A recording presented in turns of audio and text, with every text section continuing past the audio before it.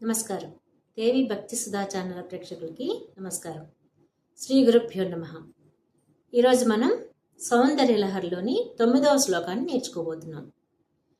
ఈ శ్లోకం యొక్క ముఖ్య ఉద్దేశం కుండలిని యోగ సాధన మరియు మానవ శరీరంలో దైవత్వాన్ని దర్శించటం.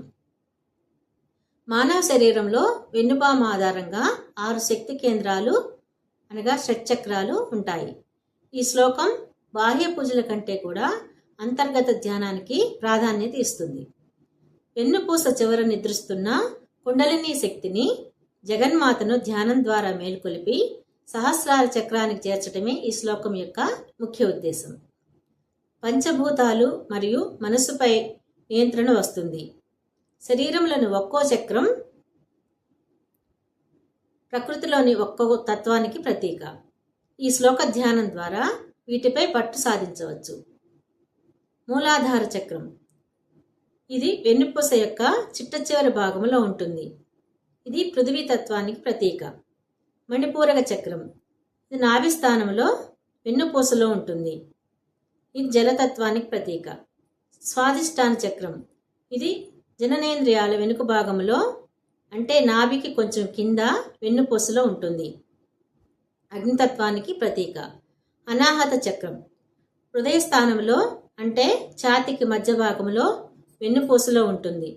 వాయుతత్వానికి ప్రతీక. విశుద్ధ చక్రం ఇది కంఠ భాగంలో ఉంటుంది. ఆకాశతత్వానికి ప్రతీక. ఆజ్ఞా చక్రం 2 కనుబొమ్మల మధ్య భాగంలో ఉంటుంది. ఇది మనస్తత్వానికి ప్రతీక. ఈ చక్రాలన్నింటినీ దాటడం అంటే భౌతికమైన కోరికలు, బంధాలు మరియు మనోవికారాలను దాటి పైకి ఎదగడం. తలభాగంలో ఉండే సహస్రార చక్రం పరమశివుని స్థానం. కింద ఉన్న కుండలిని శక్తి అమ్మవారు. పైకి ప్రయాణించి శివుడితో లీనమవడమే ముక్తి లేదా మోక్షం. జీవాత్మ పరమాత్మలో కలవడమే పరమార్థమని ఈ శ్లోకం వివరిస్తుంది.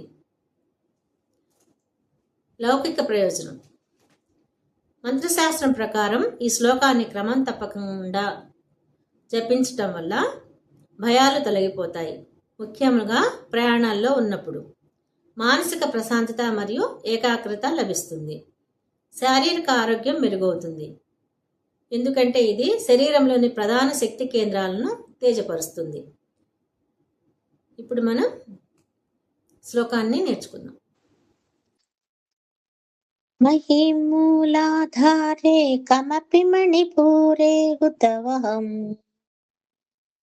స్థితం స్వాధిష్టానే హృది మరుతమాకాశముపరి మనోపి భ్రూమధ్యే సకలమపి భిత్వా కులపదం సహస్రారే పద్మే సహరహసి పత్యా విహరసే. తాత్పర్యం. ఓ జగన్మాత, నీవు కుండలిని శక్తి రూపానివి. మానవ శరీరంలోని మూలాధార చక్రంలో భూమిగా, మణిపూరకంలో నీరుగా, స్వాధిష్టానంలో అగ్నిగా, అనాహతంలో వాయువుగా, విశుద్ధిలో ఆకాశంగా మరియు ఆజ్ఞాచక్రంలో మనసుగా ఉన్నావు. ఈ 6 చక్రాలను సుషుమ్న మార్గాన్ని దాటుకుని వెళ్లి పరమరహస్యమైన సహస్రార పద్మంలో నీ ప్రాణనాథుడైన పరమేశ్వరునితో కలిసి ఆనందంగా విహరిస్తున్నావు. శ్లోక విశిష్టత. ఈ శ్లోకాన్ని నిత్యం ధ్యానించటం వల్ల శరీరంలోని షట్చక్రాలు సమతుల్యమై మానసిక ప్రశాంతత లభిస్తుంది.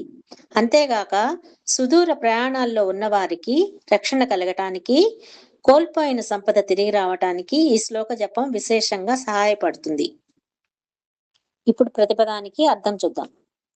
మూలాధారే మూలాధార చక్రం నందు, మహీం పృథ్వీతత్వమును, మణిపూరే మణిపూరక చక్రం నందు, కమపి అనిర్వచనీయమైన జలతత్వమును, స్వాధిష్టానే స్వాధిష్టాన చక్రం నందు స్థితం హుతవహం ఉన్నట్టి అగ్నితత్వమును, హృదయ స్థానమైన అనాహత చక్రమునందు మరుతం వాయుతత్వమును, ఉపరి దానికంటే పైన ఉన్న విశుద్ధ చక్రమునందు ఆకాశం ఆకాశతత్వమును, భ్రూమధ్యే కనుబొమ్మల మధ్య భాగమైన ఆజ్ఞాచక్రమునందు మనః అపి మనస్తత్వమును, సకలం అపి ఈ సమస్త తత్వములను కులపదం సుషుమ్నా మార్గమును భిత్వా భేదించుకుని సహస్రారే పద్మే వెయ్యిరేకుల కమలమునందు సహస్రార చక్రమునందు రహసి ఏకాంతమునందు పత్యా సహా నీ భర్త అయిన సదాశివునితో కూడి విహరించుచున్నావు. అనగా మనము అమ్మవారిని ఏకాగ్రతతో ధ్యానిస్తే ఆమె మూలాధార చక్రము నుండి కుండలిని శక్తి రూపంలో అన్ని షట్చక్రాలను దాటుకుంటూ సుషుమ్న మార్గములో సహస్రార చక్రములోకి వచ్చి ఆ సహస్రార చక్రములో పరమశివునితో కలిసి మోక్షాన్ని ప్రసాదిస్తుందని అర్థం. సహస్రార చక్రం ఇది షట్చక్రాల పరిధిలోకి రాదు, కానీ అన్నిటికన్నా పైన ఉంటుంది. తల పై భాగంలో బ్రహ్మరంధ్రం ఉన్న చోట ఉంటుంది. ఇక్కడే పరమశివుడు కొలువై ఉంటాడని, కుండలిని శక్తి 6 చక్రాలను దాటుకుని ఇక్కడికే చేరుకుంటుందని యోగ శాస్త్రం చెబుతుంది. ఈ చక్రం తలపై బోర్లించిన 1000 రేకుల ప్రకాశవంతమైన తామర పువ్వు రూపంలో ఉంటుంది. ఈ 1000 రేకులు విశ్వంలోని సమస్త శక్తులకు, అనంతమైన జ్ఞానానికి ప్రతీకలు. ఇది స్వచ్ఛమైన తెల్లటి రంగు లేదా ముదురు వంకాయ రంగు కాంతితో ప్రకాశిస్తూ ఉంటుంది. కుండలిని శక్తి సహస్రార చక్రాన్ని తాకినప్పుడు సాధకుడికి అద్భుతమైన దివ్యానుభూతి కలుగుతుంది. ఈ స్థితిలో సాధకుడు బ్రహ్మంతో లీనమై నిర్వికల్ప సమాధి స్థితిని పొందుతాడు.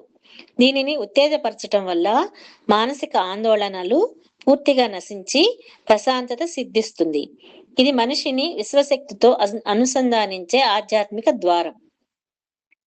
ఈ శ్లోకం యొక్క ఫలశ్రుతి: ఈ మంత్రాన్ని నిర్దేశిత పద్ధతిలో జపించటం వల్ల ఆధ్యాత్మిక మరియు లౌకిక పరమైన విశేష ఫలితాలు కలుగుతాయి. సురక్షిత తిరుగు ప్రయాణం.